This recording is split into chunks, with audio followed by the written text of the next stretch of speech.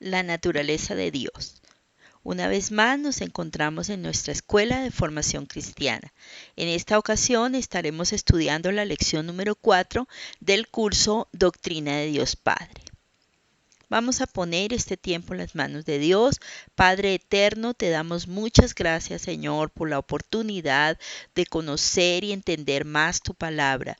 Te pedimos que tu Santo Espíritu sea nuestra guía y maestro en este tiempo de estudio, que podamos recibir la revelación de tu palabra y la revelación de tu persona para conocerte cada vez más.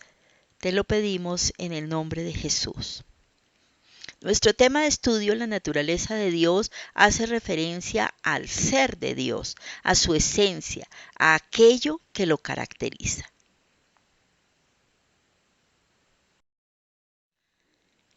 Iniciaremos estudiando algunos atributos de los que la Biblia nos presenta y que nos permiten conocer la naturaleza de Dios.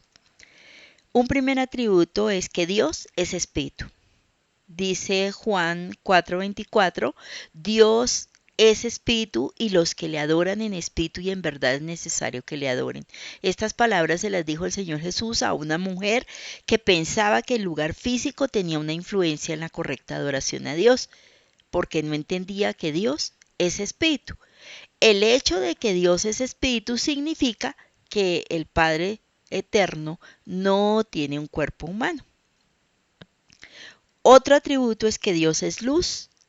Este mensaje que hemos oído de Él y os anunciamos, Dios es luz y no hay ningunas tinieblas en Él. Esto lo dice 1 Juan 1:5. Vemos aquí una comparación entre la luz y las tinieblas. La luz es una metáfora de la justicia y la bondad, mientras que la oscuridad simboliza el mal y el pecado. Fíjese que aquí no dice que Dios es una luz, sino que Él es la luz. La luz es parte de la esencia de Dios y el mensaje que se nos da al decirnos que Dios es luz es que Dios, sin reservas, es completa y absolutamente santo. Él no tiene relación con el pecado ni ninguna contaminación de iniquidad y tampoco hay en Él ninguna injusticia. La luz también es símbolo de que Dios resplandece por su gloria, por su santidad, por su pureza y por su integridad. Otra parte de la esencia de Dios es que Dios es amor. Dice 1 Juan capítulo 4 del 7 al 9, dice: queridos hermanos, amémonos los unos a los otros porque el amor viene de Dios y todo el que ama es nacido de Él y lo conoce. El que no ama no conoce a Dios porque Dios es amor. Así manifestó su amor entre nosotros, en que envió a su Hijo unigénito al mundo para que vivamos por medio de Él. La esencia, una de las partes de la esencia fundamental de Dios es que Dios es amor y que nos da de su amor y que manifestó su amor por la humanidad en el hecho de que entregó a su Hijo unigénito para darnos vida y para darnos salvación.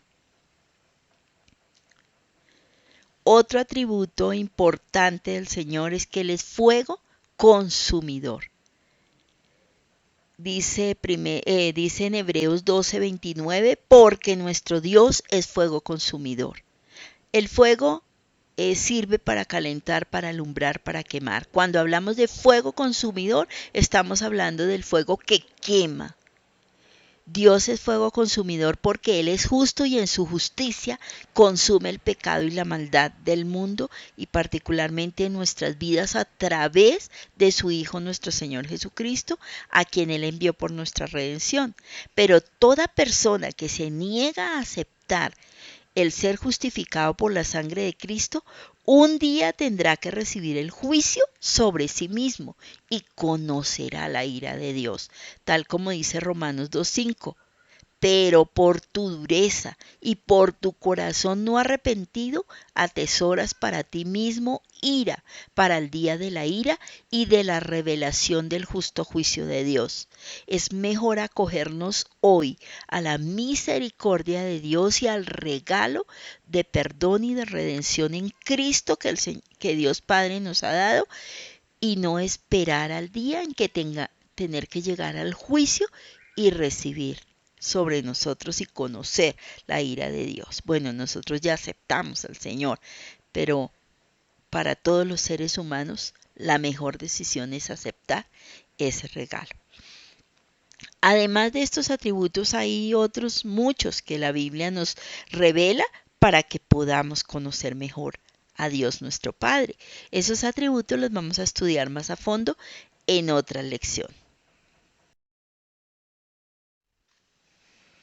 Vamos a hablar acerca de las implicaciones de la espiritualidad de Dios, de su esencia, las implicaciones de que Dios sea espíritu. Antes de abordar esas implicaciones, quiero que hagamos un recuento de lo que hemos visto hasta ahora de quién es Dios. Lo primero que dijimos es: Dios sí existe, Él es real. Dios es un Dios trino, es un Dios único, un solo Dios verdadero, pero que existe en tres personas diferenciadas perfectamente. Dios es eterno, Él no tiene principio ni fin, no fue creado por nadie. Existió, existe y existirá por siempre.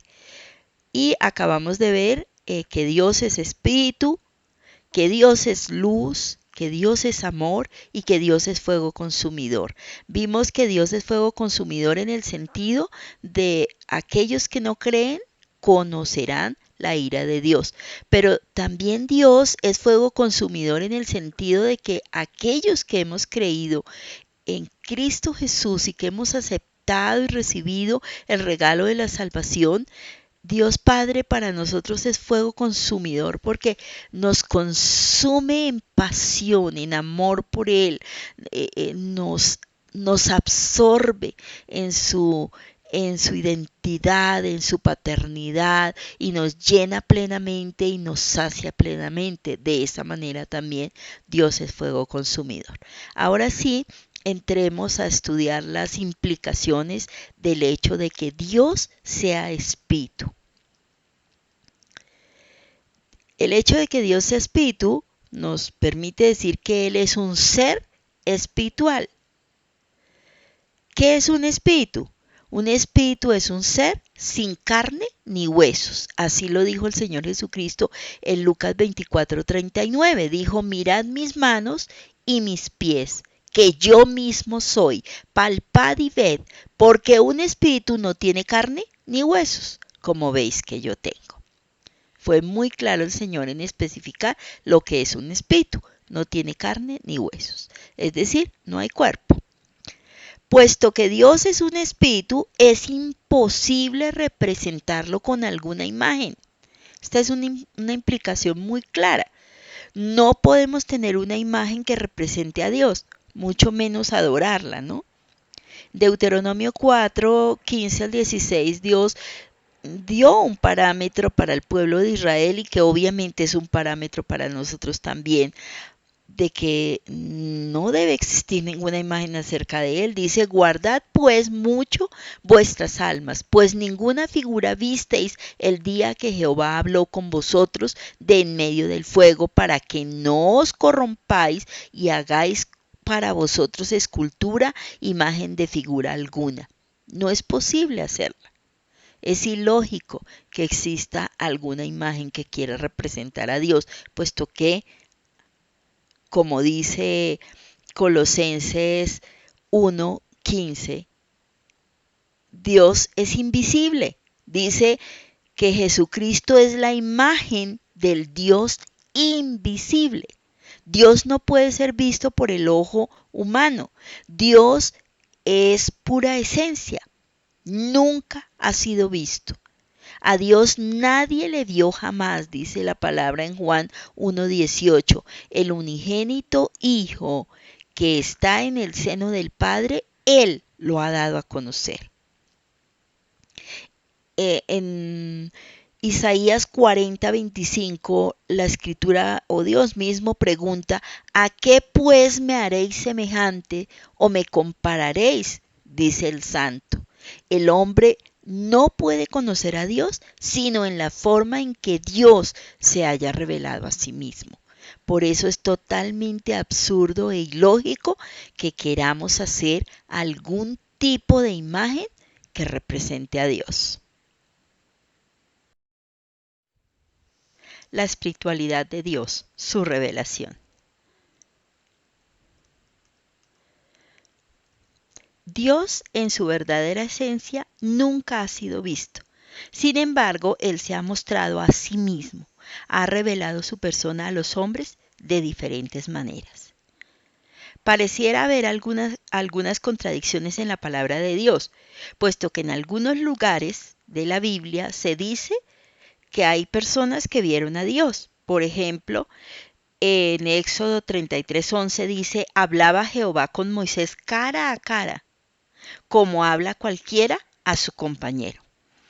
Y dice en Éxodo 24:9 y 10: y subieron Moisés y Aarón, Nadab y Abiú, y 70 de los ancianos de Israel, y vieron al Dios de Israel. Aquí claramente vemos que la Biblia dice que Moisés, que los 70 ancianos, que Nadab, que Abiú, vieron al Señor. Y en muchas otras partes de la Escritura también dice que vieron al Señor. Y por otra parte dice, en otros lugares de la palabra dice que es imposible ver a Dios. Dice en Éxodo también 33 en el versículo 20, dijo más: no podrás ver mi rostro, porque no me verá hombre y vivirá. Eso se lo dijo el Señor a Moisés. Y dijo en Números 12 también: cara a cara hablaré con él y claramente, y no por figuras, y verá la apariencia de Jehová. Pareciera entonces que se contradice. Al fin, ¿es o no es posible que alguien vea a Dios? La verdad es que el hombre nunca ha visto la cara de Dios en su verdadera esencia. Lo que ha mirado es, como dice aquí en Números 12, su apariencia, o sea, la forma en que Él se ha presentado y manifestado. Y hablaba boca a boca con Dios el hombre cuando Dios se manifestó en alguna de las teofanías que vimos anteriormente, que están registradas en la Biblia y que son bastantes. De hecho, estas de Moisés son algunas de esas teofanías. Pero entonces Dios no se presentó tal cual es Él en su esencia. El hombre sí ha visto la apariencia de Dios como Él se ha manifestado.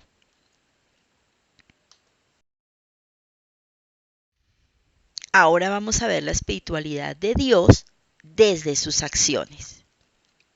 Hay otro problema con la enseñanza de que Dios es espíritu, y es que hay porciones de la Biblia donde se mencionan partes del cuerpo de Dios. Esto parece contradictorio cuando acabamos de decir que por el hecho de ser espíritu, Dios no tiene cuerpo. ¿Cómo es que la Biblia menciona manos, pies, ojos de Dios? O sea, expresiones antropomórficas, como si Dios tuviese un cuerpo. ¿Cómo podemos conciliar esas expresiones con el concepto de que Dios es espíritu? La respuesta es sencilla. Esas expresiones son figuras del lenguaje. Son recursos que Dios dio a los escritores, o él inspiró a los escritores de la Biblia para que usaran esas expresiones de manera que pudiera comunicarnos las acciones de un Dios infinito en términos en que el ser humano pueda entender. Entonces, cuando nos dice Dios nos cubre con la palma de su mano, nos está indicando la acción protectora de Dios. Pero para que nosotros entendamos esa protección, nos la manifiesta como si su mano, como si Él tuviese un cuerpo y una mano enormemente grande, porque Él es grande, que los cielos de los cielos no lo pueden contener, y esa mano nos cubriera. O cuando nos dice que Dios nos ve con sus ojos, nos está permitiendo entender que Dios está atento a nosotros, está atento a lo que acontece en su creación, que no se le pasa por alto lo que está sucediendo. Él es como si tuviese esos ojos como los nuestros y viese lo que está sucediendo.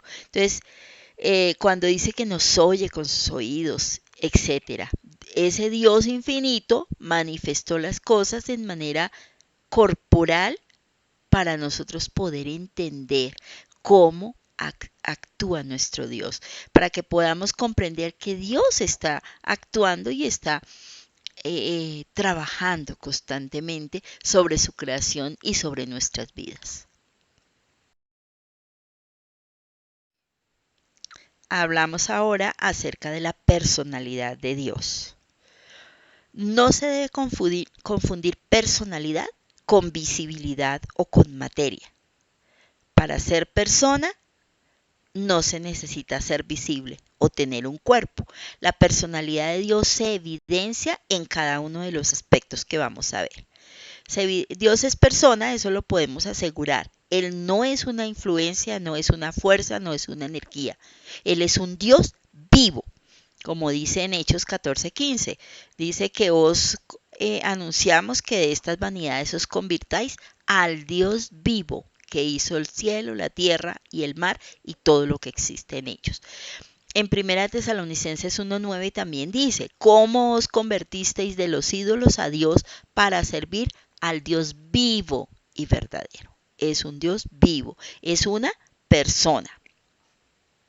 Dios tiene personalidad y la Biblia nos muestra que Dios posee los atributos de persona, por eso podemos decir que es persona. ¿Cuáles son los atributos que caracterizan a una persona?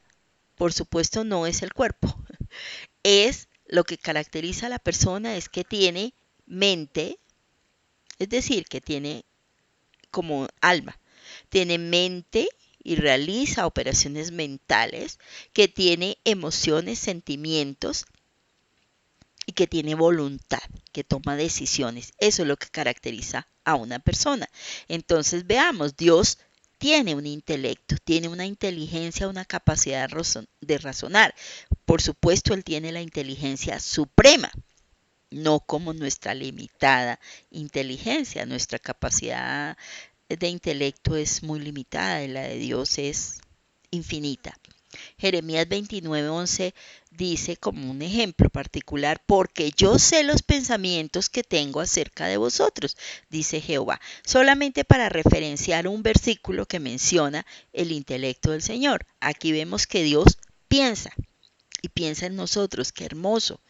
Nuestro Dios tiene pensamientos acerca de nosotros, tiene planes acerca de nosotros, pero no es el único referente acerca del intelecto. En muchos lugares menciona que tiene sabiduría, que conoce, etcétera. Esos atributos los vamos a estudiar más adelante, como ya habíamos dicho. Aquí solamente estamos dando una cita para una de referencia para comprobar que Dios tiene intelecto. Dios tiene emociones, o sea, tiene sentimientos tales como la compasión, la ira, la tristeza, e igualmente hay cantidad de versículos que nos permiten conocer esos sentimientos que Dios tiene, esas emociones de Dios. En el Salmo 95:10 dice, por ejemplo, 40 años estuve disgustado con la nación y dije, pueblo que divaga de corazón y que no han conocido mis caminos. Ahí vemos que Dios tiene, por ejemplo, esa emoción que es el enojo, el disgusto, y que también se comunica, ¿no? Lo vemos ahí. Dios tiene voluntad, es la capacidad de determinar propia y libremente lo que desea hacer. Dios tiene el poder para decidir qué quiere hacer y hacerlo. El Salmo 115:3, por ejemplo, dice, nuestro Dios está en los cielos y todo lo que quiso ha hecho. Nos muestra que tiene una voluntad. Todos los planes de Dios, toda la revelación de lo que ha planeado hacer y ha hecho, es una muestra de que Dios tiene voluntad. Además, Dios tiene acciones de persona. Por ejemplo, se comunica en la Trinidad, se comunica con los ángeles y con el ser humano. En Salmos 94:9, por ejemplo, dice, Él hizo el oído, ¿no oirá? El que formó el ojo, ¿no verá? Y en Romanos 10:21, por ejemplo, dice, pero acerca de Israel dice, todo el día extendí mis manos a un pueblo rebelde y contradictor. Ahí vemos que tiene acciones de persona, aunque no tiene cuerpo de ser humano. La incomprensibilidad de Dios. La incomprensibilidad de Dios significa que nunca podremos entender completamente a Dios, debido a que Dios es infinito y nosotros somos finitos o limitados. En este sentido se dice que Dios es incomprensible, en donde el término incomprensible se usa en el sentido más antiguo y menos común, es decir, que no se puede entender totalmente. No es cierto decir que no se puede entender a Dios, pero sí es cierto decir que no se le puede entender plena o exhaustivamente. El Salmo 145:3 dice, grande es el Señor y digno de toda alabanza. Su grandeza es insondable. La grandeza de Dios está más allá de toda búsqueda o descubrimiento. Es demasiado grande para que se pueda conocer por completo. Respecto al entendimiento de Dios, por ejemplo, el Salmo 147:5 dice, excelso es nuestro Señor y grande su poder. Su entendimiento es infinito. Siendo el entendimiento de Dios infinito y el nuestro finito, pues es imposible que nosotros podamos llegar a entender plenamente a Dios. Nunca podremos conocer por completo la mente de Dios. Es demasiado grande para que podamos igualar en comprensión. Dios lo conoce todo, conoce nuestros caminos, conoce lo pasado, lo presente y lo futuro. David, por ejemplo, en el Salmo 139 dice, oh Jehová, tú me has examinado y conocido, tú has conocido mi sentarme y mi levantarme, has entendido desde lejos mis pensamientos, has escudriñado mi andar y mi reposo, y todos mis caminos te son conocidos, pues aún no está la palabra en mi lengua, y he aquí, oh Jehová, tú la sabes toda. Tal conocimiento es demasiado maravilloso para mí. Alto es, no lo puedo comprender. Cuán preciosos me son, oh Dios, tus pensamientos, cuán grande es la suma de ellos. Qué tremendo lo que dice el salmista y qué verdad tan grande. El Señor lo sabe todo, lo conoce hasta el más pequeño de nuestros pensamientos, conoce todos nuestros caminos, sabe lo que vamos a decir antes de que lo digamos. Y ese conocimiento de Dios es demasiado maravilloso para nosotros. No podemos comprender cómo lo hace, cómo es que Él logra saber todas esas cosas, pero es maravilloso y nos da un sentido de paz y de confianza en Dios, porque aún sabiendo Él todo lo que sabe acerca de nosotros, de nuestra maldad, de las cosas que, donde vamos y de las cosas que hacemos, y aún así nos ama y nos ha dado su gracia y su misericordia y su perdón.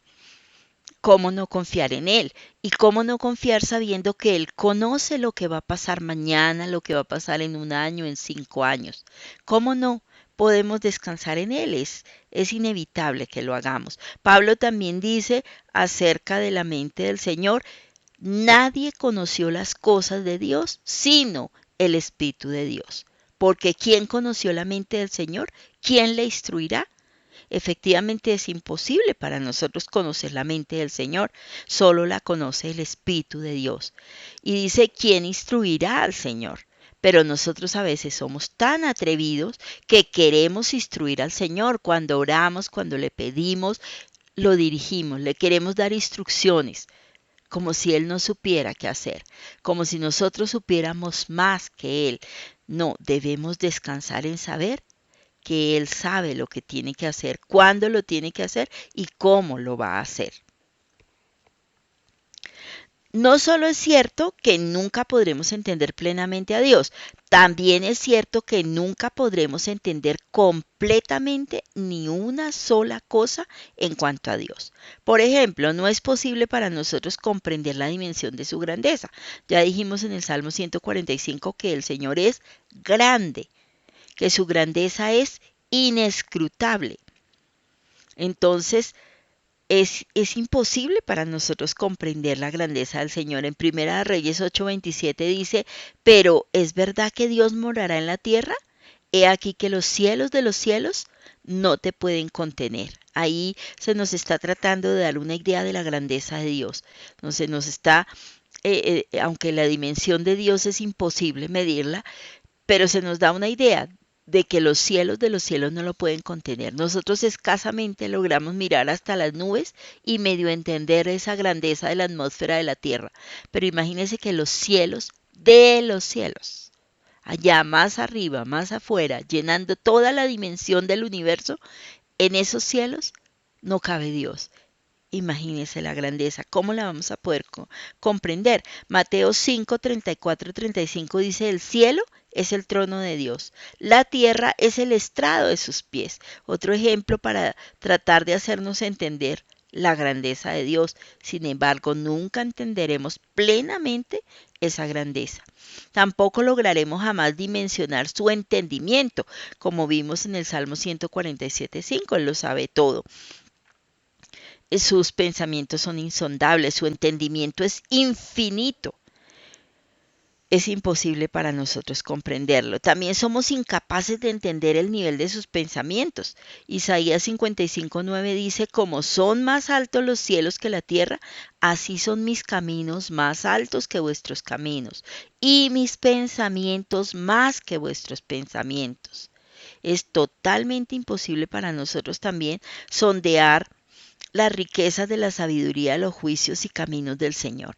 En Romanos 11:33 lo dice, oh profundidades de las riquezas de la sabiduría y de la ciencia de Dios, cuán insondables son sus juicios e inescrutables sus caminos. No podemos entender cómo son los juicios de Dios, cómo decide Él tener misericordia y cómo decide en algún momento llamar a juicio a alguien. No lo podemos entender, es insondable para nosotros. Y los caminos y las formas en que Dios hace las cosas y en que Dios actúa, para nosotros son inescrutables, totalmente difíciles de entender, aunque podemos comprenderlos en parte. Bien, el último aspecto que vamos a abordar es la cognoscibilidad de Dios. Y vamos a hablar primero de que Dios quiere que le conozcamos. A pesar de que es imposible para nosotros comprender plenamente a Dios, lo cierto es que Él no quiere que le desconozcamos, sino todo lo contrario, que le conozcamos hasta donde nos sea posible. Jeremías 9:24 dice, mas alábese en esto el que se hubiere de alabar, en entenderme y conocerme que yo soy Jehová, que hago misericordia, juicio y justicia en la tierra, porque estas cosas quiero, dice Jehová.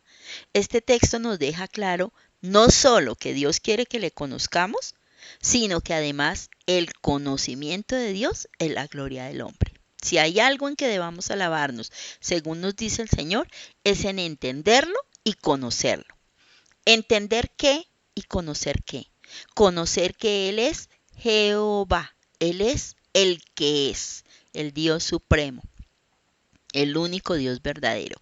Y entender que Él hace misericordia, juicio y justicia. O sea, conocerle como el Dios de misericordia, de juicio y de justicia. ¿En dónde? En la tierra. Y que comprendamos que esas son las cosas que Él quiere, dice. También dice Dios que en Oseas 6:6 dice, porque misericordia quiero y no sacrificio, y conocimiento de Dios más que holocaustos. A Dios más que cualquier ofrenda o sacrificio, lo que le interesa y lo que quiere es que nosotros le conozcamos a Él. Tiene mayor valor para Él el hecho de que procuremos conocerle y nos esforcemos en conocerle antes que en ofrecerle muchos sacrificios. Si Dios hubiera preferido el anonimato, entonces no habría inspirado a los autores de la Biblia para que escribieran acerca de Él, ni habría preservado la Biblia hasta hoy para que nosotros tuviéramos conocimiento acerca de Él. Además de revelarse por medio de la Biblia, Dios se nos da a conocer a través de nuestro Señor y Salvador Jesucristo, como lo dice en Juan 14, del 6 al 9. Jesús le dijo: yo soy el camino y la verdad y la vida. Nadie viene al Padre sino por mí. Si me conocéis, también a mi Padre conoceréis. Y desde ahora le conocéis y le habéis visto. Felipe le dijo: Señor, muéstranos al Padre y nos basta. Jesús le dijo: tanto tiempo hace que estoy con vosotros y no me has conocido, Felipe. El que me ha visto a mí, ha visto a mi Padre. ¿Cómo pues dices tú, muéstranos al Padre? Entonces hasta ahora vemos que hay dos medios a través de los cuales Dios se nos da a conocer: la Biblia, la Escritura, y a través del Señor Jesucristo podemos conocer a nuestro Padre. Conociendo al Señor Jesucristo, conocemos al Padre. Leyendo la Escritura, conocemos al Padre. Con relación a la cognoscibilidad de Dios, un segundo aspecto es el hecho de que necesitamos que Dios se revele a nosotros. Para poder conocer a Dios de alguna manera, es necesario que Él se revele a nosotros. Segunda de Corintios 4:6 dice: porque Dios, que mandó que de las tinieblas resplandeciese la luz, es el que resplandeció en nuestros corazones para iluminación del conocimiento de la gloria de Dios en la faz de Jesucristo. Como dijimos, es muy difícil que nosotros podamos comprender a Dios.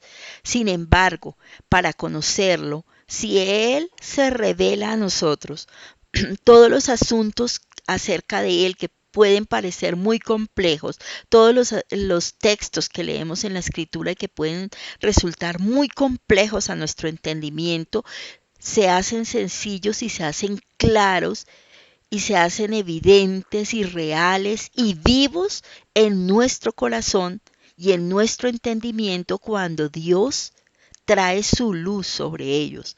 Es como si estuviesen oscuros esos temas, esas características de Dios, como si fuesen oscuras, pero cuando Dios viene y se revela a nosotros, es como si la luz los alumbrara.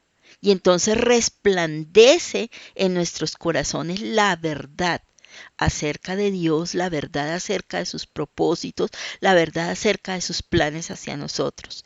Y podemos entonces crecer en el conocimiento de Dios y conocer la gloria de Él que ha sido manifestada a través de nuestro Señor Jesucristo a nuestras vidas.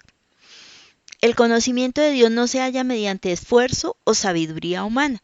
Primera de Corintios 1:21 dice: ya que Dios, en su sabio designio, dispuso que el mundo no le conociera mediante la sabiduría humana, tuvo a bien salvar mediante la locura de la predicación a los que creen. O sea, Dios se revela de una manera especial a las personas que hemos creído.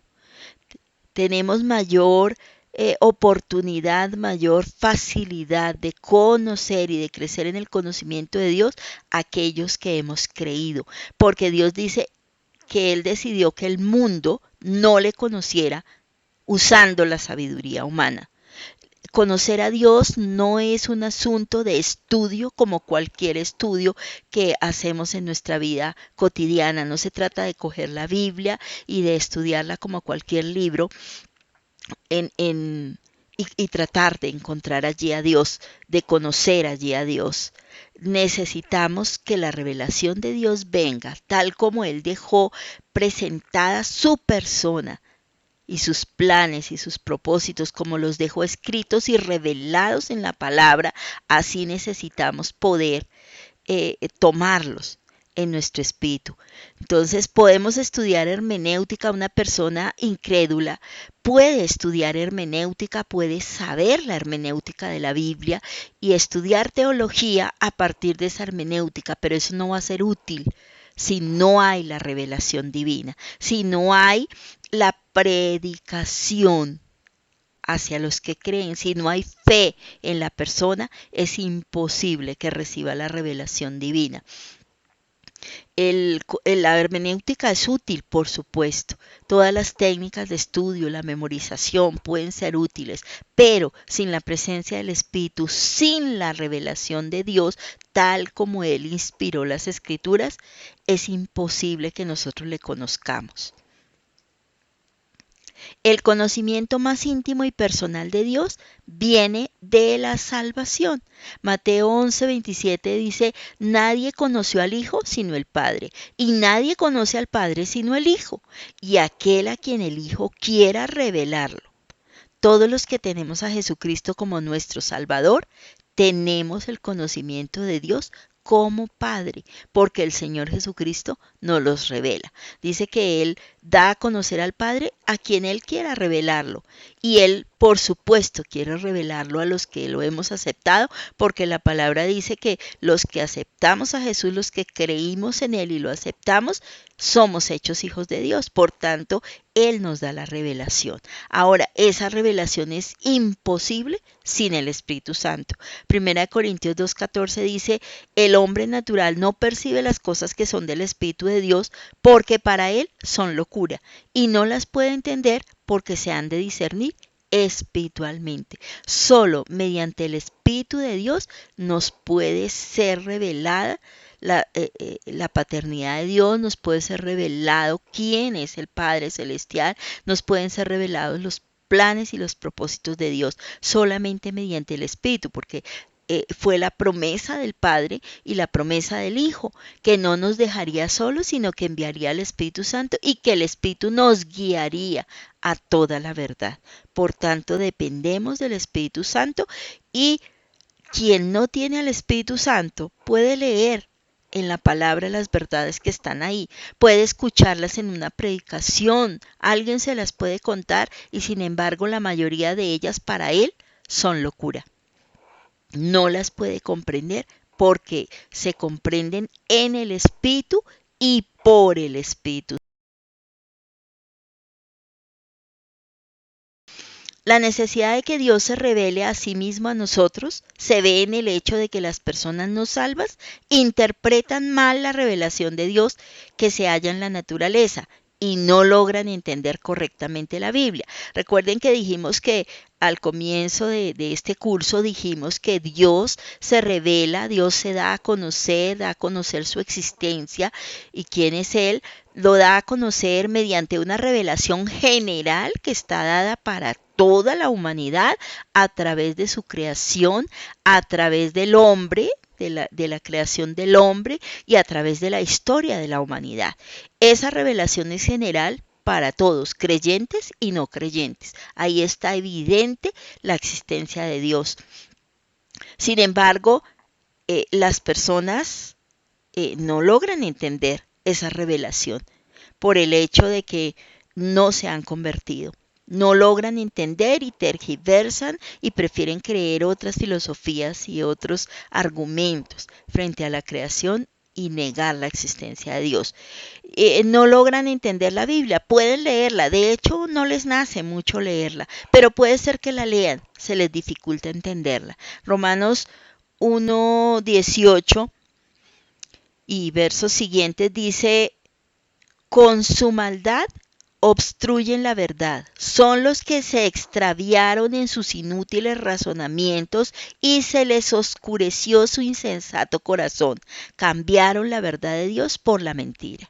Sí, aunque es evidente en toda la creación, la existencia de Dios, el amor de Dios, el poder de Dios, prefieren creer a una teoría de la evolución, por ejemplo, que entre otras cosas está siendo bombardeada en este tiempo. Hay muchos científicos que han se han salido de las filas de la evolución y han negado el darwinismo, y hay incluso un documento muy reciente que la National Geographic presentó de muchos científicos que se han detractado de estas teorías del darwinismo. Pero muchas personas incrédulas, aún viendo esas verdades, prefieren cambiar la verdad de Dios, la realidad de un Dios creador, de un Dios poderoso, de un Dios que nos ama, por la mentira de un Big Bang, de una evolución. Prefieren creer que el hombre es descendiente del mono y no creado por las manos poderosas de Dios. Dependemos de la comunicación activa de Dios hacia nosotros en la Biblia para un conocimiento verdadero de Dios. A través de la escritura, cuando Dios trae su revelación, eh, ganamos, crecemos en el conocimiento de Dios. La fe en Cristo Jesús como nuestro Salvador viene de oír la palabra de Dios. Romanos 10:17 dice, así que la fe es por el oír y el oír por la palabra de Dios. Y Dios también usa la palabra revelada en la Biblia para darnos a conocer a Cristo, a fin de que al creer en Él en la manera que debemos creer y conforme a esa fe, la presencia del Espíritu de Dios venga a nosotros y fluya y podamos crecer en el conocimiento de Dios. Dios Padre se nos revela a sí mismo en su palabra escrita. Entonces son tres las fuentes a través de las cuales Dios se revela a nosotros, a los creyentes: el Espíritu Santo, el Señor Jesucristo y la palabra escrita. Esas son las tres fuentes a través de las cuales Dios se revela en sus revelaciones. Finalmente, no podemos conocer y entender todo de Dios, pero sí podemos conocer a Dios verdaderamente.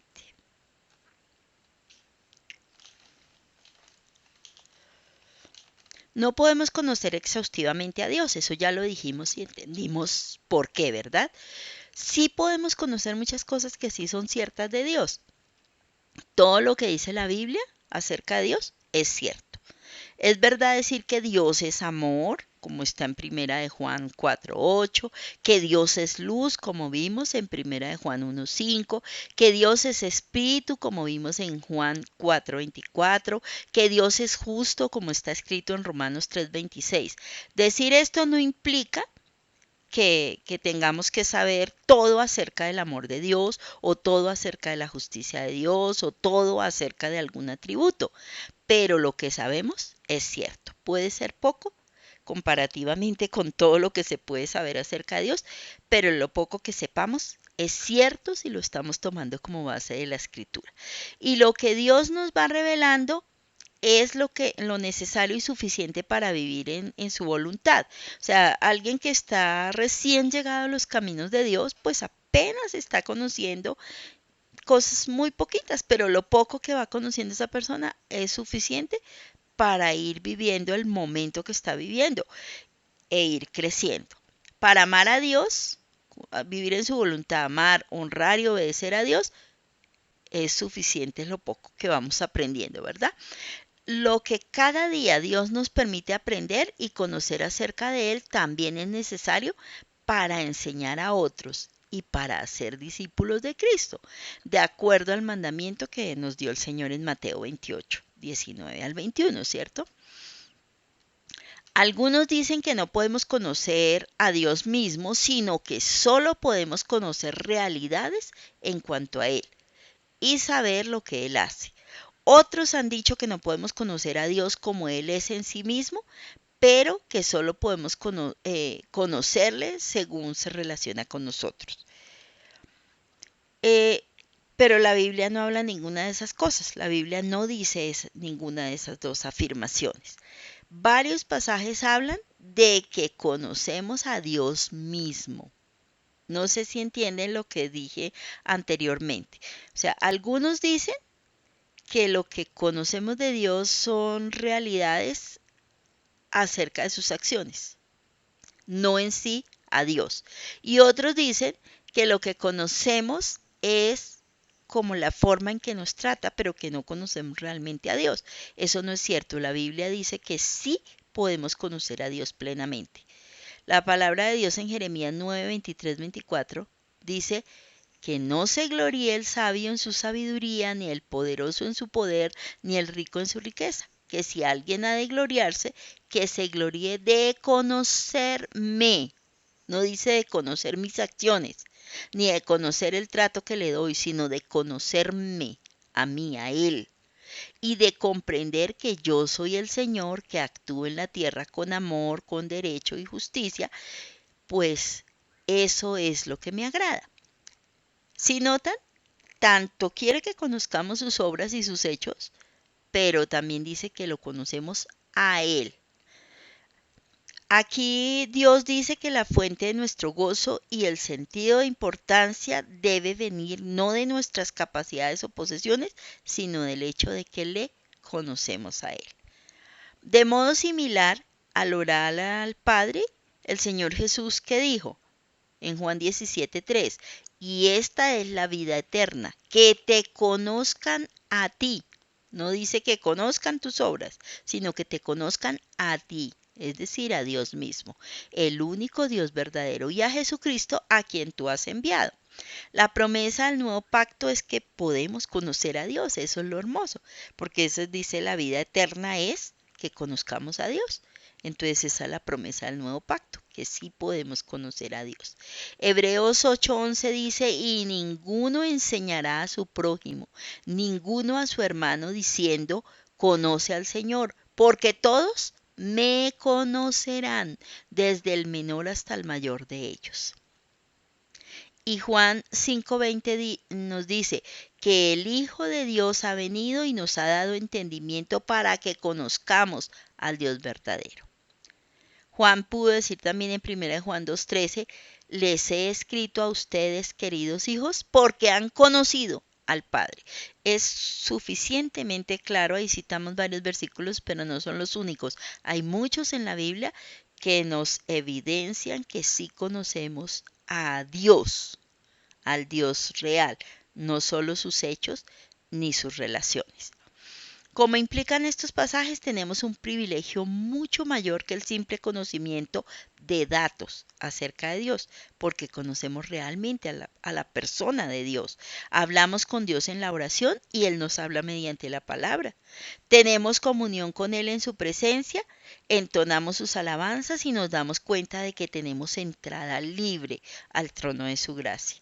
En verdad, esta relación personal con Dios Padre, con Dios Hijo y con Dios Espíritu Santo, se puede decir que es la más grande de todas las bendiciones de la vida cristiana. Dios nos puede proveer muchas cosas, nos puede sanar, hacer milagros, transformarnos en todas las áreas, pero el mayor regalo, el mayor privilegio, lo más valioso que tenemos es conocer tanto al Padre como al Hijo y como al Espíritu Santo, porque todos tres son posibles de ser conocidos como personas y tal como son, aunque no plenamente, como ya dijimos, porque en eso consiste la incomprensibilidad de Dios, o sea, no logramos comprender plenamente ni saber plenamente todo de ellos, pero sí les conocemos y lo que conocemos es verdadero.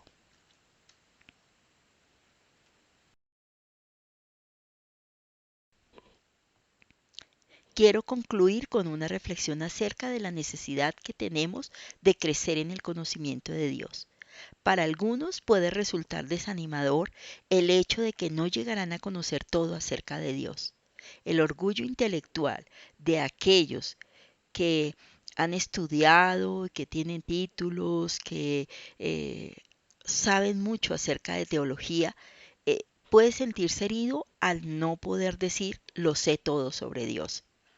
Sin embargo, para los que reconocemos la grandeza de Dios y la insignificancia nuestra, para los que amamos a Dios como Padre, queremos hacer su voluntad y estamos dispuestos a crecer, como dice la palabra, a la estatura de la plenitud de Cristo, el reconocer lo poco que sabemos acerca de Dios nos anima a escudriñar más y más las Escrituras y nos motiva a saber que cada día podemos aprender algo más sobre Él. Es necesario que sepamos que nuestra formación como cristianos no se limita a un periodo de estudio o aprendizaje que termina a lo largo de un seminario, sino que nuestra formación y el crecimiento en el conocimiento de Dios debe ser permanente. Cuando entendemos eso, sabemos que esa formación durará hasta el día en que regrese el Señor, que estaremos aprendiendo cada vez más acerca de nuestro Dios, conociéndolo más, sabiendo más acerca de su voluntad y de sus propósitos. Necesitamos tener espíritu de sabiduría y de revelación en el conocimiento de Dios, tal como lo planteaba Pablo en Efesios 1, cuando le escribía a los creyentes en Éfeso, que dice: por esta causa también yo, habiendo oído de vuestra fe en el Señor Jesús y de vuestro amor para con todos los santos, no ceso de dar gracias por vosotros, haciendo memoria de vosotros en mis oraciones, para que el Dios de nuestro Señor Jesucristo, el Padre de gracia, os dé espíritu de sabiduría y de revelación en el conocimiento de Él, alumbrando los ojos de vuestro entendimiento, para que sepáis cuál es la esperanza a la que Él os ha llamado, y cuáles las riquezas de la gracia de su herencia en los santos, y cuál la supereminente grandeza de su poder para con nosotros, los que creemos, según la operación del poder de su fuerza. Necesitamos ese espíritu de sabiduría y de revelación en el conocimiento de Dios, porque de esa manera será alumbrado nuestro entendimiento y podremos saber con más claridad cada vez cuál es la esperanza a la que Él nos llamó, y cuáles son las riquezas de su gloria, y cuál es la grandeza de su poder para con nosotros. De igual manera, crecer en el conocimiento de Dios es necesario para poder conocer su voluntad y para llevar fruto en toda buena obra. En Colosenses 1:9, Pablo también escribía a la iglesia de los colosenses: por lo cual también nosotros, desde el día que lo oímos, no cesamos de orar por vosotros y de pedir que seáis llenos del conocimiento de su voluntad en toda sabiduría e inteligencia espiritual, para que andéis como es digno del Señor, agradándole en todo, llevando fruto en toda buena obra y creciendo en el conocimiento de Dios, fortalecidos con todo poder conforme a la potencia de su gloria, para toda paciencia y longanimidad, con gozo, dando gracias al Padre que nos hizo aptos para participar de la herencia de los santos en luz. Qué importante es que podamos crecer en ese conocimiento, para que sepamos la voluntad de Dios, para que sepamos aquello que Él ha dispuesto para nosotros, para poder andar como es digno del Señor, agradándole en todo y llevando el fruto que Él quiere que nosotros llevemos. De la misma manera, esto nos va a llenar de gozo al conocer la potencia de su gloria, y nos va a llenar de paciencia, de esperanza, y vamos a poder participar de la herencia de los santos tal como Él lo deseó. Así como Pablo oró por estos miembros de esta iglesia, es necesario también que nosotros oremos por nosotros mismos, por nuestros hermanos en la fe y por todo creyente, que oremos para que el Señor nos dé ese crecimiento en su conocimiento, para que cada día podamos en verdad entender la necesidad que tenemos de aprender de Dios, para que no cesemos de estudiar y no cesemos de aprender. Les bendigo en el nombre de Jesús y deseo que en verdad lo aprendido en esta lección quede arraigado en sus corazones y dé fruto abundante para la gloria del Señor. Que lo aprendido en esta lección, lo que Dios les haya revelado, sea útil para que su amor por el Señor haya crecido, para que su pasión por aprender del Señor, para que su entendimiento acerca del conocimiento de Dios